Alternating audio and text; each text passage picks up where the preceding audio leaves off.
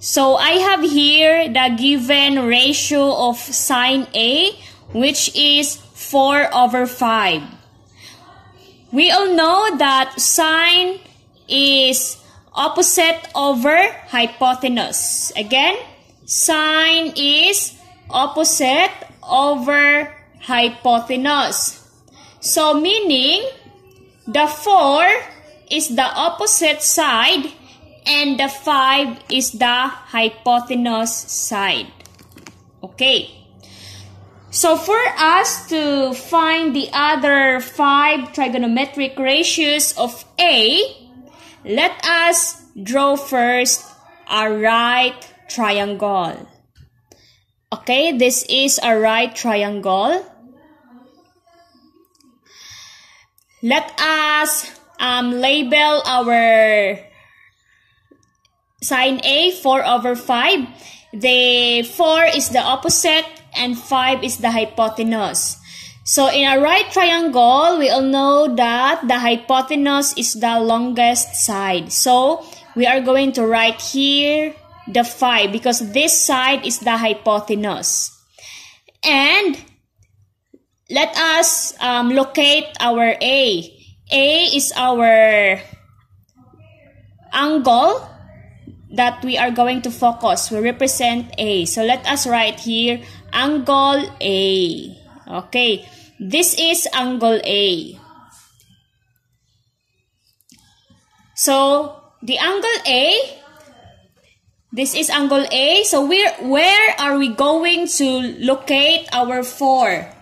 Since 4 is the opposite, so we are going to locate 4 to the opposite side of our angle A. So our focus is angle A, here, this angle, and its opposite side is here. So we are going to write 4.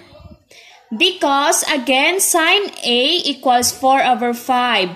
And sine is opposite over hypotenuse. So this is our A, the opposite is 4 and the hypotenuse is 5. Now, let us find the other side, the measure of the other side. So this side, the side beside of the angle that we focus is called the adjacent. So we are going to find the adjacent side. What is the measure of the adjacent side?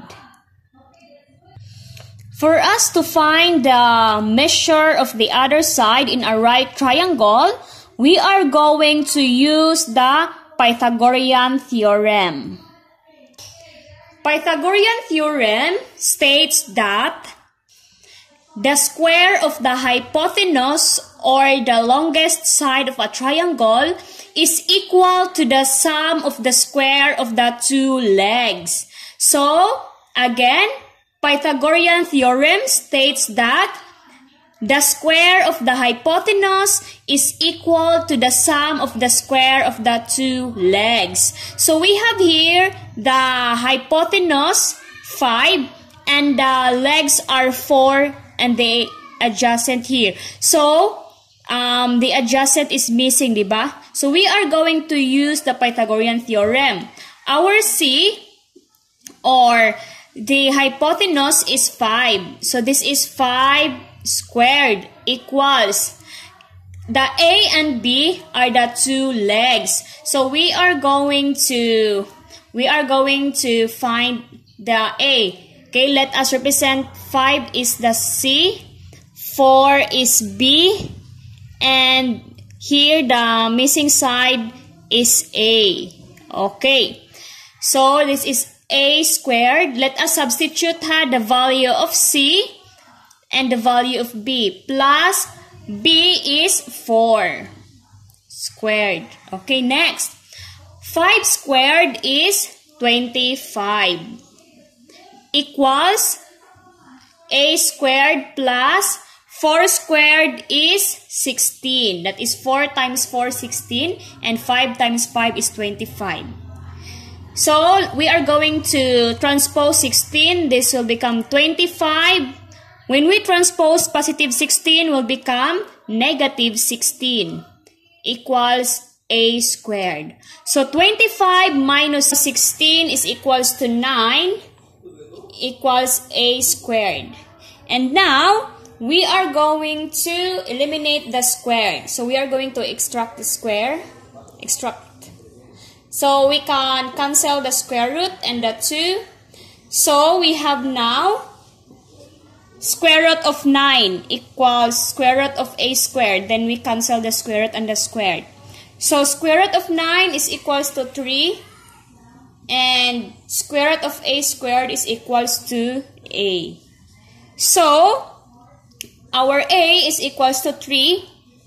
That's why we have here the adjacent of angle A is equals to 3. So now we already have the measure of our adjacent, which is 3. Then the opposite is 4 and the hypotenuse is 5. So we can find now the other 5 trigonometric ratios given sine A equals 4 over 5. So sine is already done. So let us find now the cosine A. Cosine A, the tangent A, the cosecant A, the secant A, and the cotangent A. So cosine A, cosine is adjacent over hypotenuse. So the adjacent of A is 3 and the hypotenuse is 5. Next, tangent A. Tangent is opposite over adjacent. So the opposite is 4 and the adjacent is 3. Next, cosecant A is hypotenuse over opposite. So the hypotenuse is 5 and the opposite is 4. Next, the secant is hypotenuse over adjacent. So the hypotenuse is 5 and the adjacent is 3. Next, the cotangent. Cotangent is adjacent over opposite. So the adjacent is 3 and the opposite is 4. So these are the other 5 trigonometric ratios given the sine equals 4 over 5. So the next example, we have tan theta equals 20 over 21. So the ratio of tan is opposite over adjacent. And we have here the given 20 over 21. So, meaning 20 is our opposite. 20 is the opposite and 21 is our adjacent. So, we are going to find the other 5 trigonometric ratios of theta, angle theta. We represent the focus angle with theta. So, let us draw first a right triangle given the angle theta. So, the opposite side of angle theta is 20. And the adjacent side of angle theta is 21.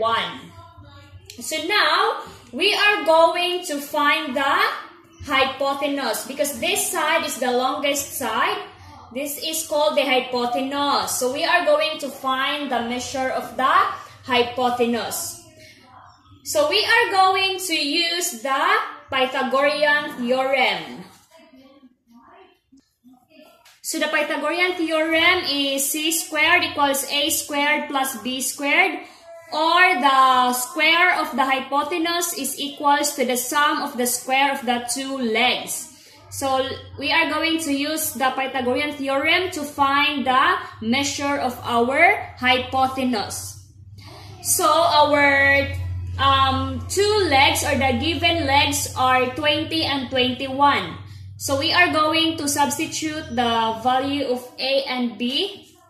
Let us have C squared equals the A is 20 squared plus 21 squared. So C squared equals 20 squared is 400 plus 21 squared is 441. So C squared equals 400 plus 441 is 841. Then let us extract the square.